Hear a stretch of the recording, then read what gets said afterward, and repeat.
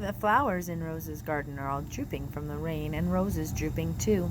She's sitting on the stump, her back to the house, her face is shiny with tears. What's the matter, I ask. Her words come out in gulps. My mother says I can't sit still.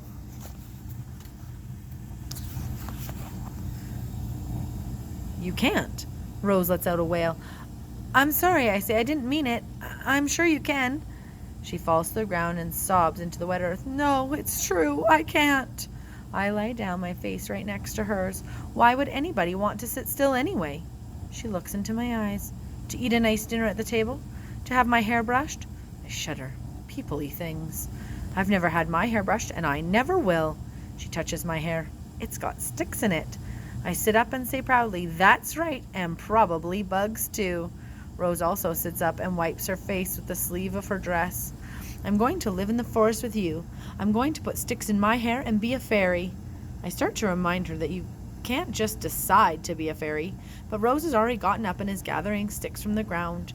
I don't want her to cry again. Sometimes, I tell her, the good queen of the fairies will let a people come live with her in the summer country. I never saw one there, but I heard it's true. It has to be a very special people, though. Rose pushes sticks under the ribbons in her hair. What's the summer country? I'm surprised she doesn't know about it. It's the fairy kingdom under the hill. Time passes slow and sweet as honey there, and everything is like a dream. Do you have to sit still there? You don't have to do anything you don't want to. Oh, Rose says with a twirl, I want to come. Maybe you could, I say. All my friends are there, Fleet and Flit and Wing and Dart. They're fairies like me. In the summer country, everyone laughs and tells stories all day, and we listen to the Queen's songs, which are the most beautiful songs in the world. And we eat fruit from under the silver trees, which is the most delicious food in the world, and no one is ever cold or lonely or unhappy. Rose climbs up on the stump, opens her arms, and sings as if to an audience. I'm going to be a little fairy in the summer country. Not a fairy, a guest, I say, and the queen will have to like you. She will like me because I am me. I think this is probably true. Rose is so wise, and she doesn't scream and run away when she sees my face. Surely the queen would see that she's not like most people's. I suppose I could ask her on Midsummer's Eve, but Rose, that man people is still in the forest. Rose, please stop singing for a minute. I will never eat peas. I will never say please. I won't clean my room. I won't use a broom when I'm a fairy in the summer country. How happy I'll be. Rose, the queen will be in a very bad mood if that mad people is still in the forest when she gets here. She won't be interested in hearing about any other peoples then, even special ones like you. You must play a trick. Yes, I know, but the man people has put daisy chains on his door. That's powerful magic. I don't know what to do. Take this magic stick.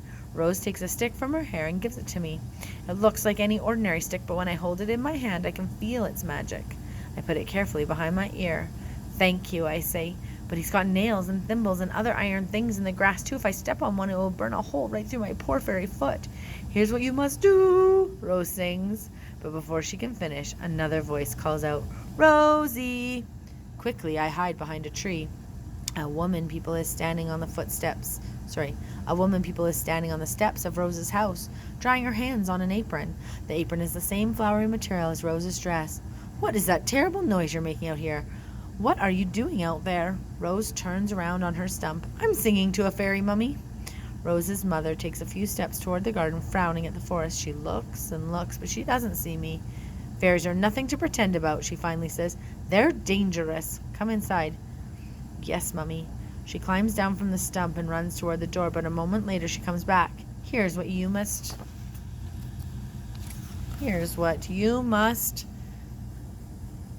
do, she sings. You must wear a shoe or two. Rose, her mother shouts, and Rose scampers to her. That dress was clean a minute ago, and now there's mud all over it. And where is your ribbon? Poor Rose, I think, as she disappears through the door. I can't imagine someone so wise having to do the bidding of an ordinary people. If I do get rid of that man people, I think, And if the queen is in a good mood on Midsummer's Eve, I will ask if Rose can come and live with us. Then she will never have to sit still or brush her hair or eat peas ever again.